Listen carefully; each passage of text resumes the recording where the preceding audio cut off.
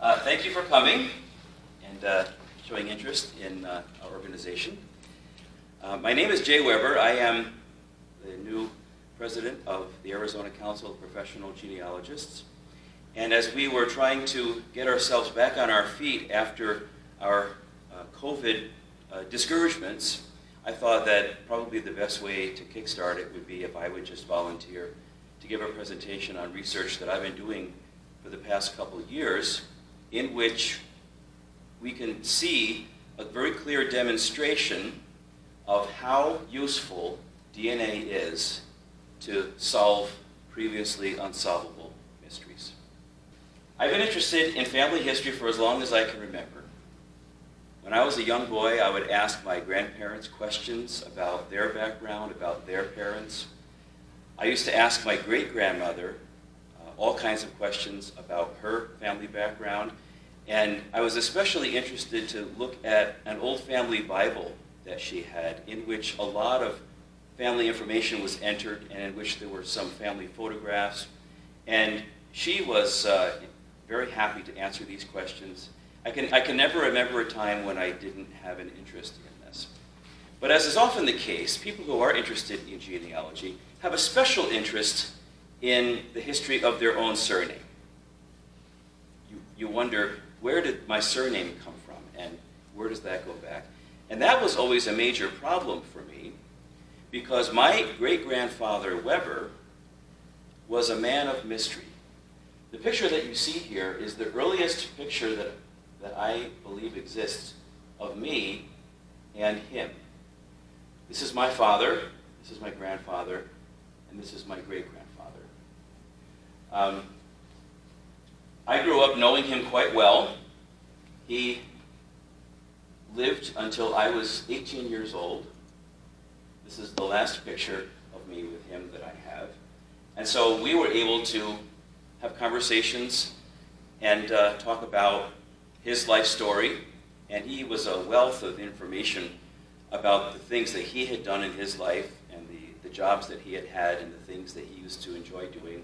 But a very sensitive subject was the subject of where he came from.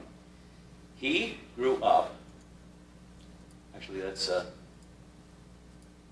picture of him and my great-grandmother. She's the one who had the family Bible and told me all kinds of interesting things. By the way, I'll add that if you think grandparents spoil children, great-grandparents really, really spoiled children. I used to be at their house quite often, and I was reprimanded only one time.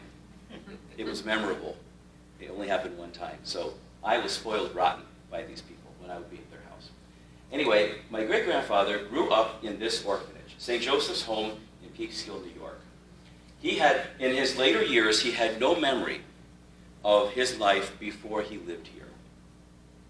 And I can remember one time asking him if he knew anything about his parents or his family, and he said no. And I could tell by the tone in his voice, he did not want to talk about it. It was something that was a painful thing for him. He didn't know anything about where he came from, and he was married, and he had a son, my grandfather, and he had an enjoyable family life as far as his own family was concerned, but he had no memory of the family he came from. And so, since this was the Weber line, that meant that my surname only went back to someone that I actually knew. I wasn't able to trace my family name any further back than that. My son-in-law, for example, is named Andrew Soule, and his male line ancestry goes straight back to the Mayflower. George Soule was on the Mayflower. I always wondered, where were my ancestors, and were they famous, and did they do interesting things in life? And I had no idea as far as the male line was concerned. So what I knew was that he was a resident of this facility as a boy. Before he actually even died, two of my aunts and I took a trip here one time to see what we could find. We went to the office and we asked if there was any information they could share with us about my great-grandfather, their grandfather, and they said, no, this information is sealed, we can't share it with you. So we didn't make any success. But then, after that, I wrote a letter to see if I could try again. And I got a response to the letter. And the response was basically this information. It came from a sister. This was a Franciscan facility, so it came from a Franciscan sister who was the archivist. And she looked up his file. I guess she hadn't been told she wasn't supposed to tell me what was in it, because she looked it up and she told me everything that was in it. And this was all that was in it. So the date of his admission was October 3rd, 1901. He was discharged on November 9th, 1911 to Mr. Finnerty. And I did hear about Mr. Finnerty. My great-grandfather found his life there kind of boring. So some cattle drivers came through. They used to have cattle drives back then. And they came through with a herd of cattle to sell them for the New York City market. And he somehow started to interact with them, and they said, well, why don't you come back with us? And he said, okay, I will. So he ran away from Mr. Finnerty, and he went back with the cattle drivers, and eventually he became a cattle buyer, and he married his boss's niece and all that. So I knew about the Mr. Finnerty story in essence, but this was kind of the interesting thing and the discouraging thing. Child was found in the street, whereabouts of parents unknown, no proper guardianship. Boy, that is a discouragement. What a dead end this would be if this was true. If this was true. So for many years, this was all I knew. I basically knew that I couldn't know.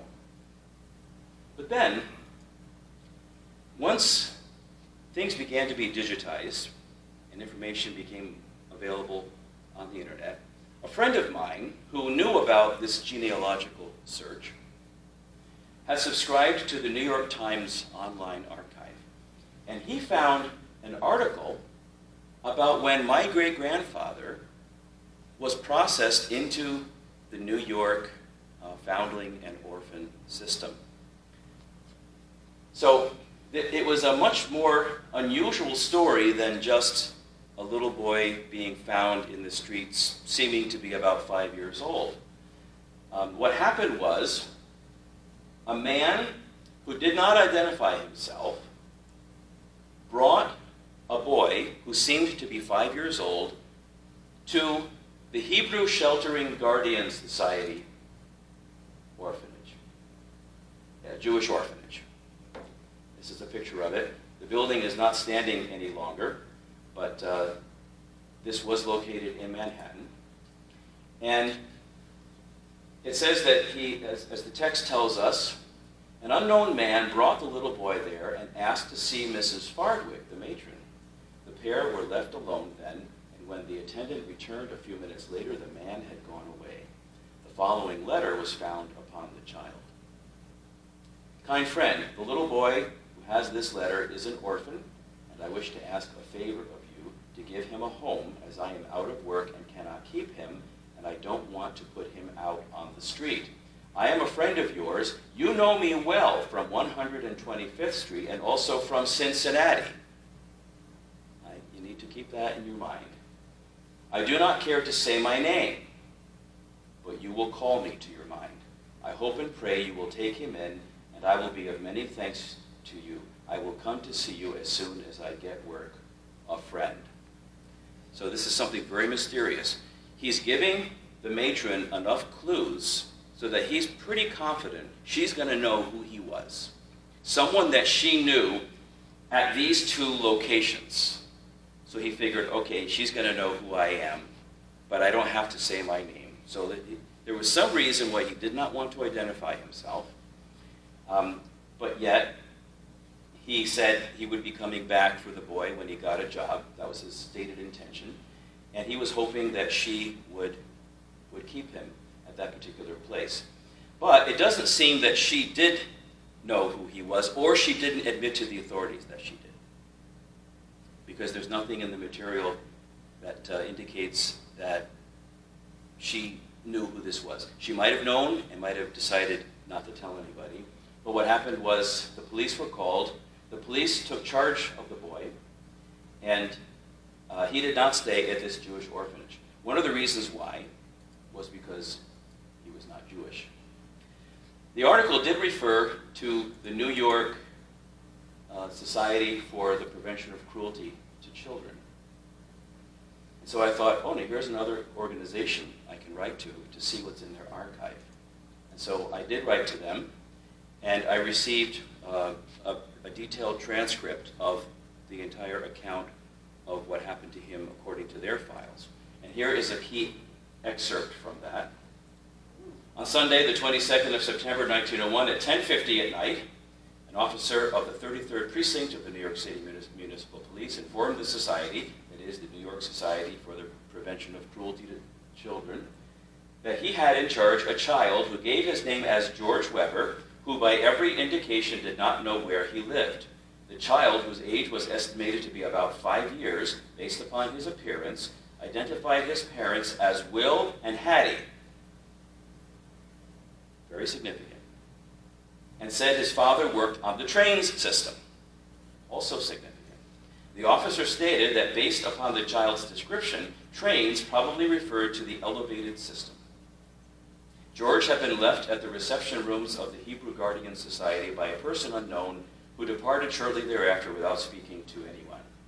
Attempts to obtain additional information from the little boy were unsuccessful. Attempts to locate the father in connection with the railroad proved fruitless. Now, they knew that he was not Jewish because they examined him and he had not been circumcised. And so when they were not able to figure out what family he came from, he was then turned over to this Franciscan Catholic orphanage, which is where he then lived for the next several years. So there was a lot of interesting information provided in the New York Times article and the file of this society. And I thought, okay, now we're cooking with gas. I know his parents' names, I know his father's occupation, and so I figured I'm going to be able to figure out who he was. So I scoured New York City area records for Will or William Webber and for a wife named Hattie or Harriet Webber, and I found nothing that matched. Nothing that matched. And it was kind of a puzzle, but yet for several years, that's the way things stood. So I now had a name for a father and mother, it would seem, but I could not go back beyond that. And I could find no records besides his account of who they were. Now, when he was an older man, when I knew him, he no longer remembered this. But when he was approximately 5 years old and when he was taken into the system, he did at that point know the name of his father, the name of his mother, his father's job. Obviously, the person who brought him was not his father, because it certainly would have come out in the interview, well, that was my father. So he's identifying his father as somebody other than the man who brought him. And of course, the man who brought him said he was an orphan, but yet he believed that his father was still alive. So that didn't seem to be true. So I registered all this and was hoping that I'd be able to figure it out at some point in the future. And I finally decided in 2019 that I would submit my DNA to Ancestry.com. A lot of people were doing that, and I said, I might get some benefit from this. So I did. And when my results were posted, I went online and was interested to see that several relatives of mine had already submitted their DNA. People I knew, or people I knew of. So 2 of my first cousins had posted their DNA, and they were in the system, and they were identified as close relatives of mine, as one would expect. Now, I say first cousins. I suppose technically they are half first cousins, because my grandfather was married twice, and I come down from his first marriage, and these cousins come down from his second marriage. But I consider them essentially first cousins. But they share descent with me from my grandfather, Webber, but they do not share descent from my grandmother, Webber. So that is just a bit of information to help narrow down what this kinship circle is. Also, I saw the DNA profile of a third cousin, who is the great-granddaughter of my great-grandmother's brother. My great-grandmother, the one who married the orphan and who had the family Bible, and it showed that she was a close relative of mine, and that made a lot of sense too. There were a lot of other people who were identified as close relatives of mine, and I knew who they were. My father's cousins, my mother's cousins, people within the larger circle of my extended family. But then there was a cluster of people also identified as closely related to me, and I had no idea who they were. And so I did a couple things. I made comparisons of who else they are related to among the people that I'm related to in order to triangulate and narrow down where the kinship comes. This cluster of people who were related to each other were not related to my third cousin, who was the descendant of my great-grandmother's brother. They were related to my first cousins. This meant that the kinship came through my great-grandfather Webber,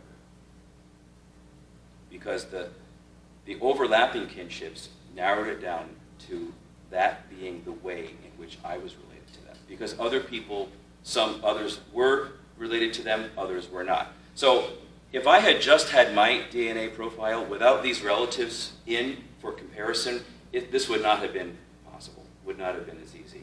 So the fact that my cousins had done this helped to make this possible for me to figure out my kinship with these people. I also looked at the attached pedigrees of several of the people in this cluster of kinship, and they all descended from a couple that was living in the Manhattan, Brooklyn area of New York around the turn of the century, named Ernest and Carrie Webben. Not Weber, Webben, ending with an N. And so I started doing some research on Ernest and Carrie Webben. This is their wedding certificate. And you can see Ernest William Webben, Annie Caroline Schmidt, married in 1873 in Brooklyn.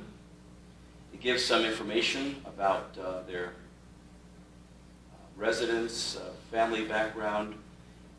He was born in England, according to this. She, according to this, was born in New York. It gives the names of their parents. Later on, I was to find out that not all of that was completely accurate, but this was the couple that were the common ancestors of this cluster of relatives of mine who had shown up in Ancestry.com. This is a picture of Ernest Webben. He, in later years, was the mayor of a small community in New Jersey, and he got his picture in the paper a couple times. And so I've been able to find places where his picture is located. I noticed this very impressive mustache that he has. I didn't used to have a mustache. When I began to do research on him, I thought, I'm going to grow a mustache too. So during the time when most people were wearing a COVID mask, I grew a mustache. So when we took the masks off, there was the reveal. I have a mustache. It's not quite as impressive as his, but it's a little something. So this is Ernest Webben, who, according to the DNA signals that I was getting, was probably an ancestor of mine. But I needed to figure out how that might be. Ernest Webben's domestic marital life was not really happy and contented, however. He, after a while, left New York, left his wife and children, and went to Cincinnati, Ohio, to work. He got a job in Cincinnati, Ohio. Does that ring a bell? Yeah. Cincinnati. So the man who brought my great-grandfather to the orphanage had been in Cincinnati. So here is somebody who was in Cincinnati. And when he was in Cincinnati, he decided to divorce his wife, but instead of sending papers to her in New York, he advertised it in the newspaper there, seeming to pretend he didn't know where she was. And so he then got a decree of divorce from his wife, married someone else in Cincinnati, and then eventually, with his new wife, he came back to New York, and this all blew up. And so this is an article also from the New York Times, about the trial where the first legal wife sued him for abandonment, and her claim was that the divorce was not legal, was not valid, because she had not been notified, it was not done properly, and that he still owed her support.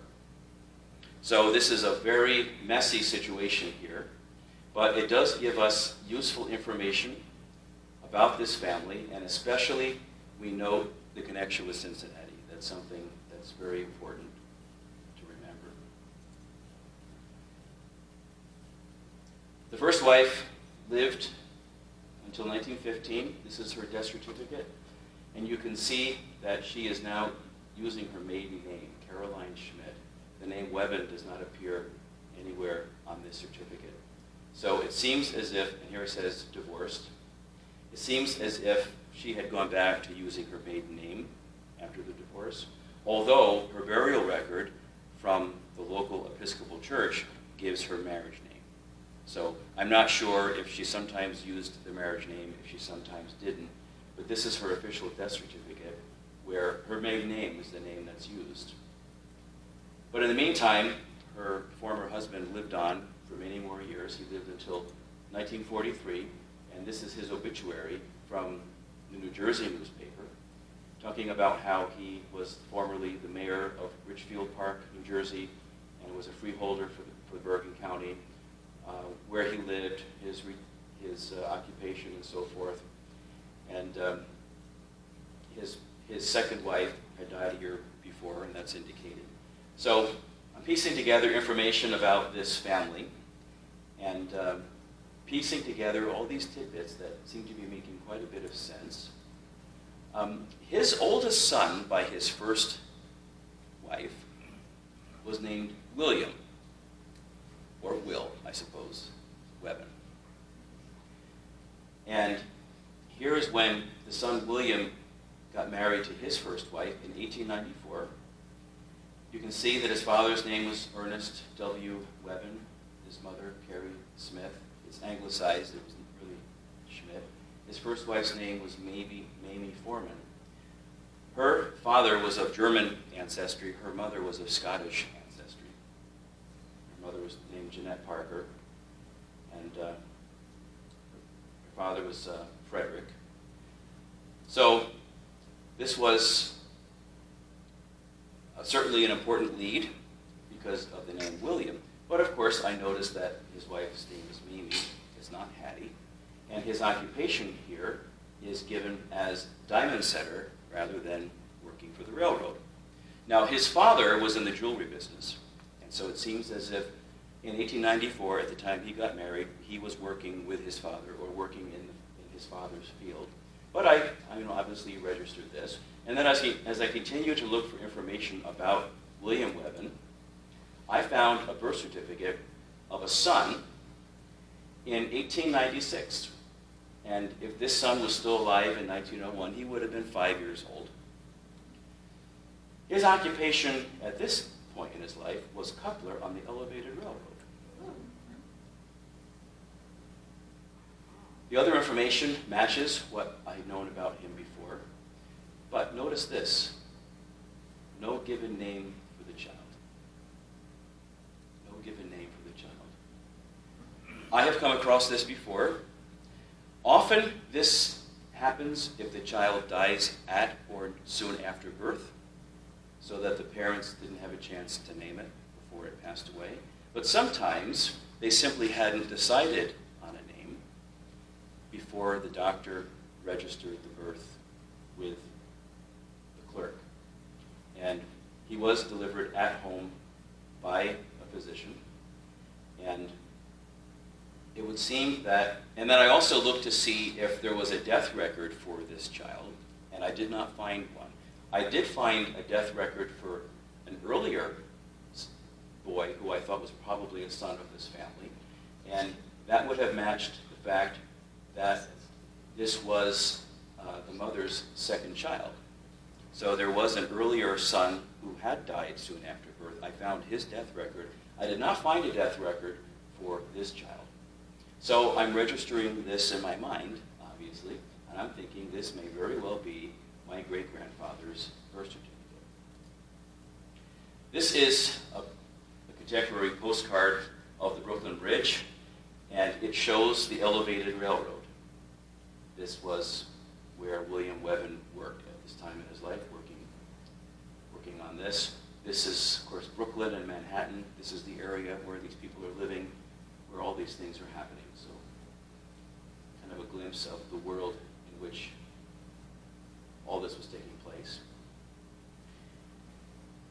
As I would continue to look for William Webben's information, I found that he was on the 1910 census, which is this, with a different wife, Stephanie H. Now, on other records, she's listed as Stephanie Harriet, Stephanie Hattie, or just as Hattie. It would seem as if she colloquially went by Hattie, but in official records, like a birth entry for a son, and the son she had is listed here, and other more official records, she sometimes used her full name, she sometimes used her first name and a middle initial. So now William Webben, in 1910, is married to Stephanie H., no longer Mamie. I have not been able to find a death record for Mamie, but she simply disappears, and so I'm thinking probably she did die, and I simply have not been able to find the record. Notice also William Webben's occupation in 1910, conductor on the railroad. Notice also this, however. This column was asking, how many years have you been in your current marriage? And the statement that they gave was that they had been married to each other for 9 years. This would have placed the beginning of their marriage in 1901, which happens to be the year when my great-grandfather was brought to the orphanage. So I took note of that. This was all very significant. However, William Ernest Webben and Stephanie Hattie Jablonski, they actually were not married until 1904, legally. Now, in the census record in 1910, they said they had been together for 9 years, but they were legally married only in 1904. So it seems as if maybe they were somehow cohabiting as if they were married, and they indicated to the census taker that that's how long they had been together. Perhaps the neighbors would have perceived that that's when they had originally gotten married, even though legally they didn't get married for 3 more years after this. So they did get married at this point. The information on this certificate tells us that this is the second marriage for him, which is what I would expect. At this point, his occupation is steamboat captain. We notice his father's name is Ernest Webben, his mother is Carrie Smith. So this is the right person. And so this was a little bit of a puzzlement, but yet I'm just kind of remembering that he and his wife had some kind of relationship beginning in 1901, even though it wasn't a legal marriage. And so the conclusion I drew is that my great-grandfather was brought to the orphanage around the time when his father began some kind of a marriage-like relationship with a woman named Hattie. So that when he said his father's name was Will or William, that's a perfect match. When he said that his father worked for the elevated railroad, that was a perfect match. When he said his mother was Hattie, that would have been a match for his father's fiancée, his future stepmother, who seems to have been a part of his life already at this point. His father, however, is not the one who brought him to the orphanage. The one who brought him to an orphanage was somebody who obviously had some kind of personal interest in him and who had lived in Cincinnati. And so my conclusion was it was his grandfather, Ernest, who brought him to the orphanage. Now I had to wonder, why did this happen this way? And why was he so cryptic about it? At this time in history, it was very common that a family that was out of work would bring children to an orphanage, even just temporarily, until they could get back on their feet financially, and then they would come and pick them up and bring them home. But they would give their names. They would process the children in according to the standard order, and all the information would be given. This was cryptic and mysterious. Why was that? Well, William Ernest Webben, after a while, entered into a marital type relationship with yet a third woman, with whom he had another son named Warren. Warren would therefore have been a younger half-brother of my great-grandfather. And Warren passed away quite a few years ago. But I've been in communication with Warren's descendants.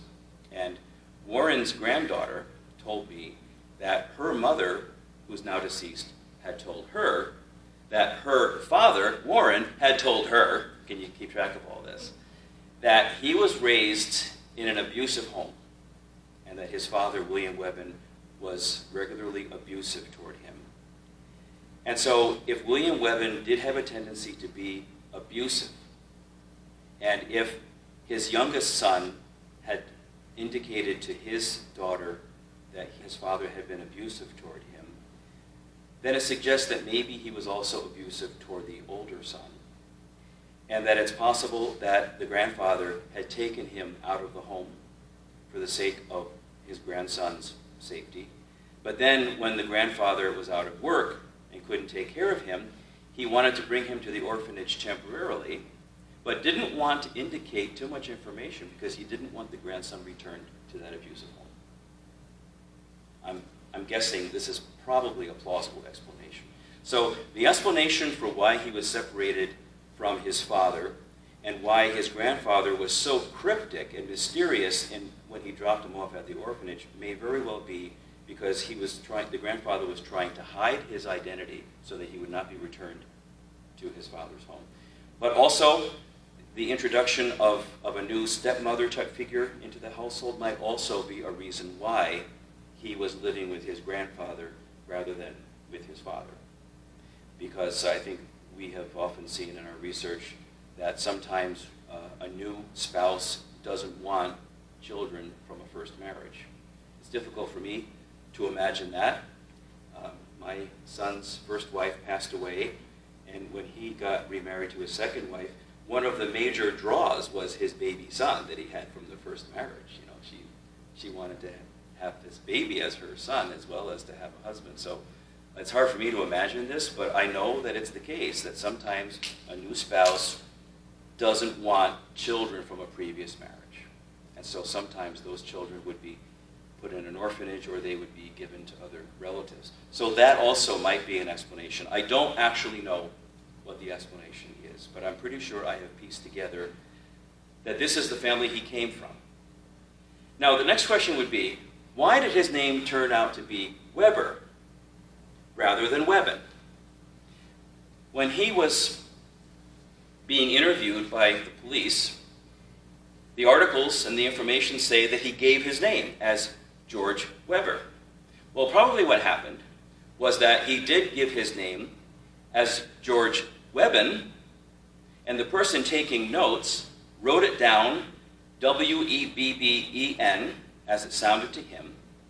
But then when those notes were passed on to somebody with a little more authority who then began to publicize the case and who then began to process him into the system, they had misread the original notes, and they thought that what had been written was that the boy identified himself as George Weber rather than Webben. Webben is a very unusual name.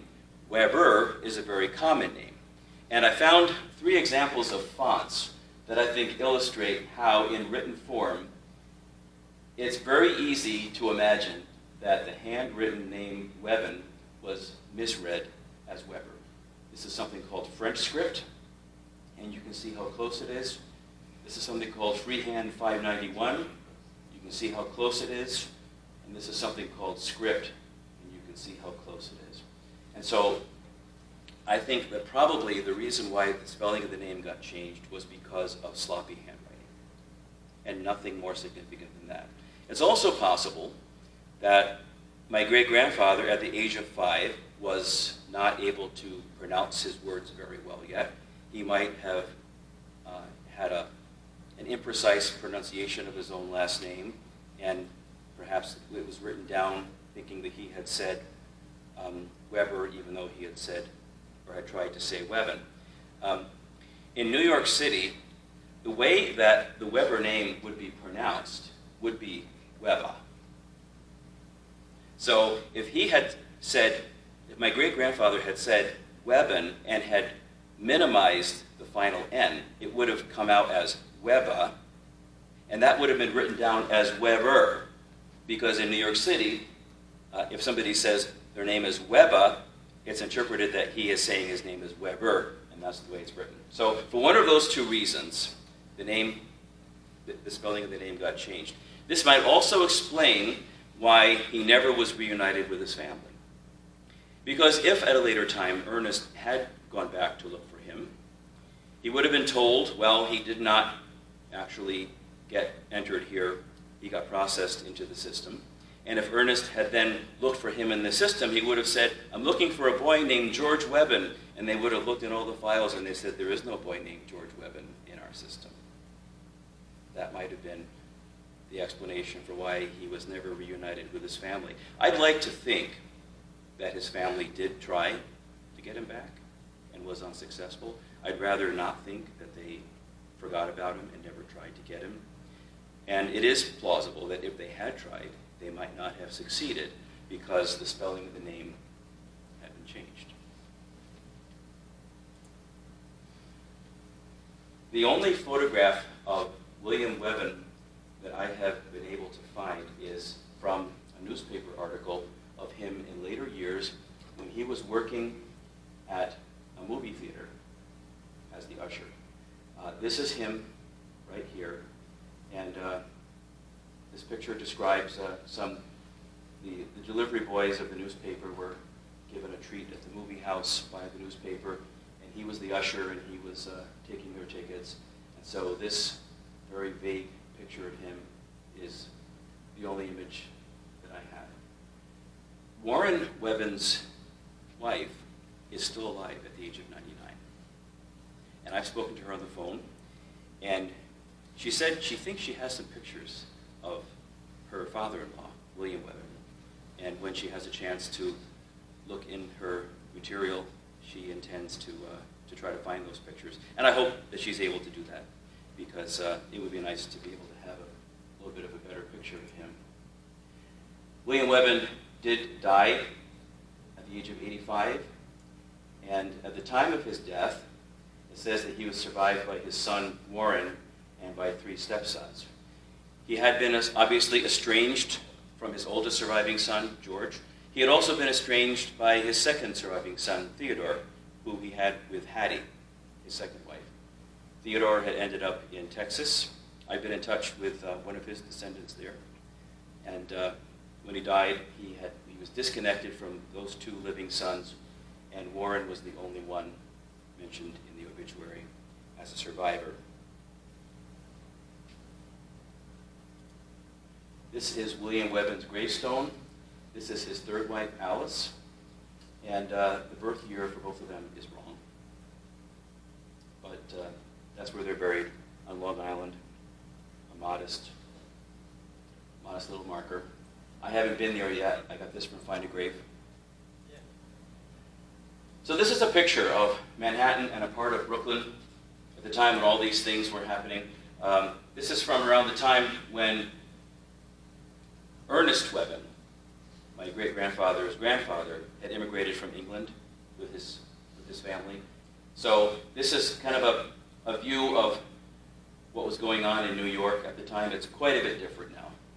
Quite a bit different now. This is a bird's-eye view of what it looked like in the mid-19th century. Once I was able to make the connection with the Webben family, I then started tracing these people back further. I should also add this, that in order to confirm this connection, I did track down and establish communication with a direct male line descendant of Warren, one of his grandsons, and he and I took a Y DNA test, a 111 marker Y DNA test, to see if we really were closely related according to our Y DNA, which is a something that matches you with people in your male line exclusively. And the match came back that we were closely related.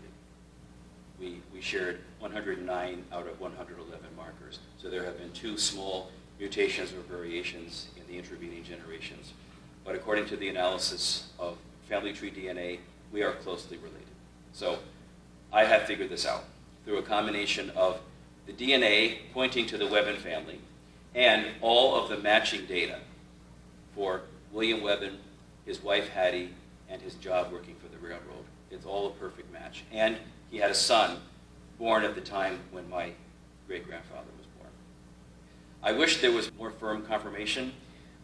Another thing that is disappointing is that I cannot find my great-grandfather on the 1900 census. He doesn't seem to be anywhere where I would have expected him with any relatives. But as we know, as we work with censuses, there are often people not there. And so he's not there. It would have been great to have found him listed with Webben family members by name. I have not been able to do that. But as I say, the DNA does not lie. And the DNA tells me that he was closely related to these people.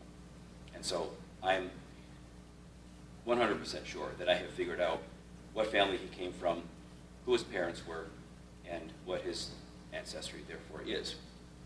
So as I have now traced the Webben family back, they go back in Norfolk County, England, and the earliest record for the male line that I have been able to find is somebody who was living in the 1500s and 1600s in a village called Binham.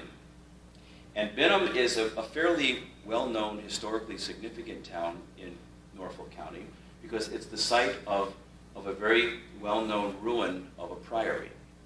So this is the Binham Priory Church. It now functions as the parish church for the town. You can see the ruins of the priory.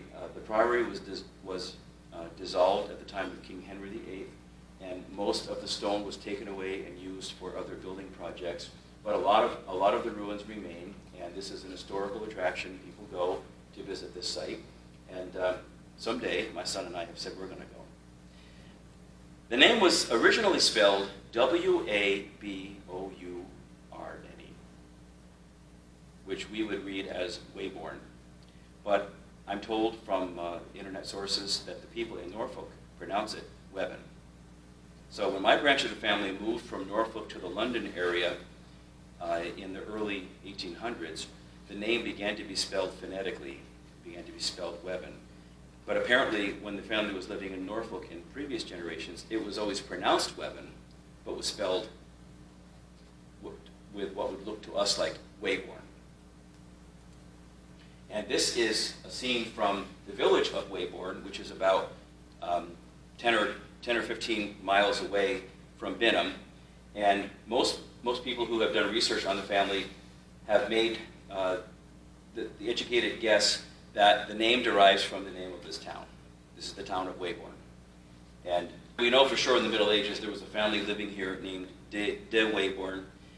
The records don't allow me to make a direct connection between my earliest known documented ancestor in Binham and the medieval people with the same surname who were living several miles down the road in this town. But you can pretty much guess that that's the family that they come from. So this was the origin of my family in the male line, more than likely, although it's not documented here, it's documented in Binham a few miles away.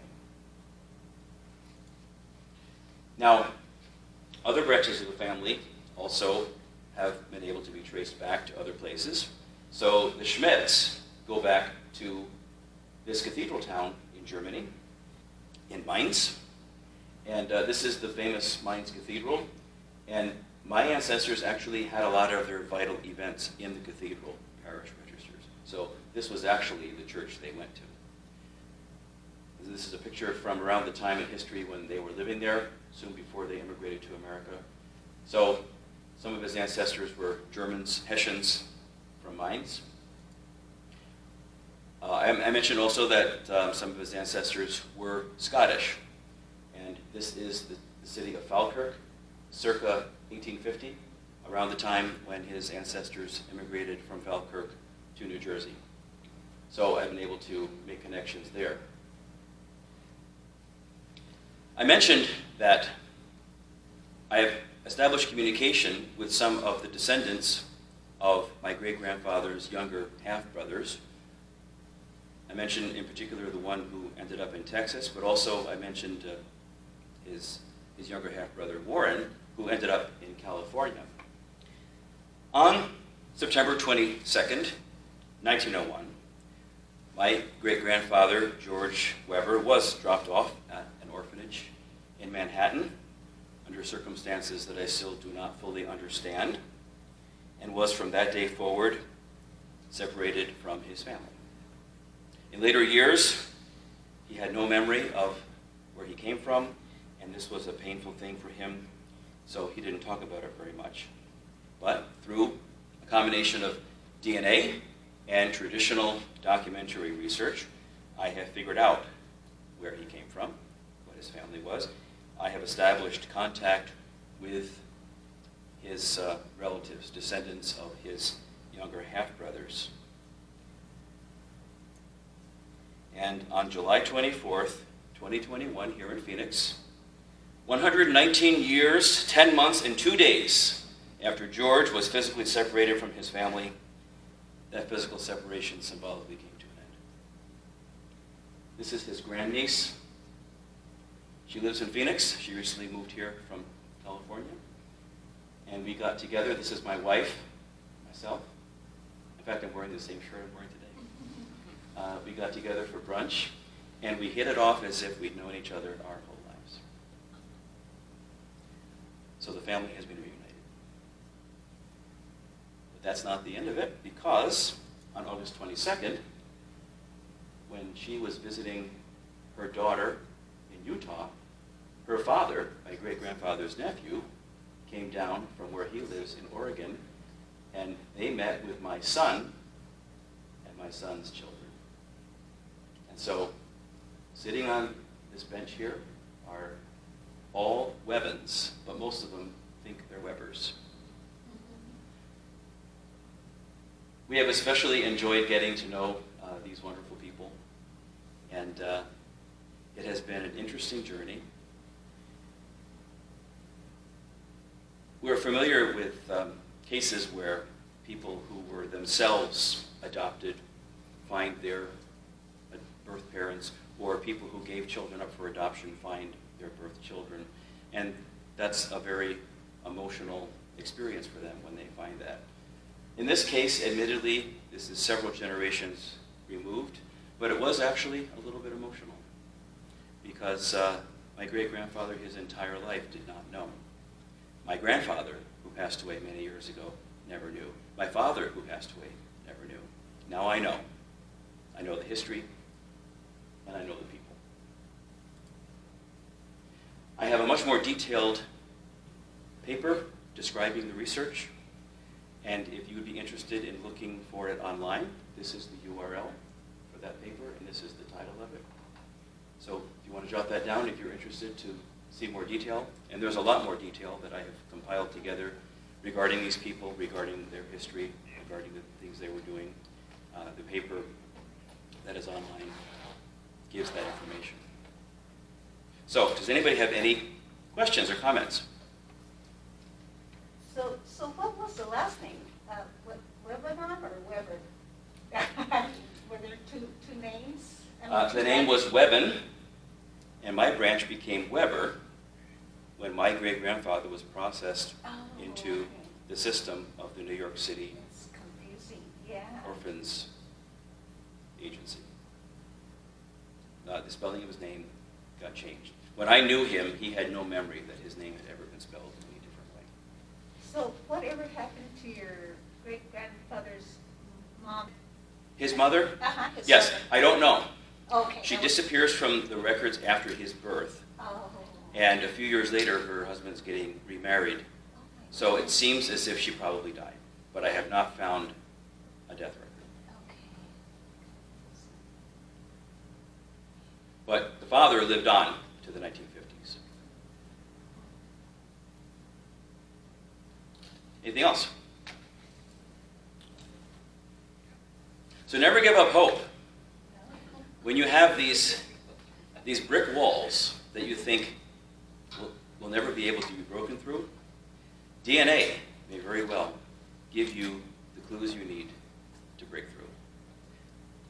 We in our family never imagined that we would ever figure out where he came from. And now not only have we figured it out, we've met some very charming distant relatives that we're very glad to know. Are there still relatives with the Webben spelling, or are they all Webber now? Well, Do you have some relatives down that have Webben? yeah, this is Bruce Webben. Okay. He's a retired NASA engineer. Her maiden name was Webben. The relative who comes down from the half-brother who went to Texas, his name is Webben. Another interesting thing that I found too is certain professions and occupations keep turning up in all these families. So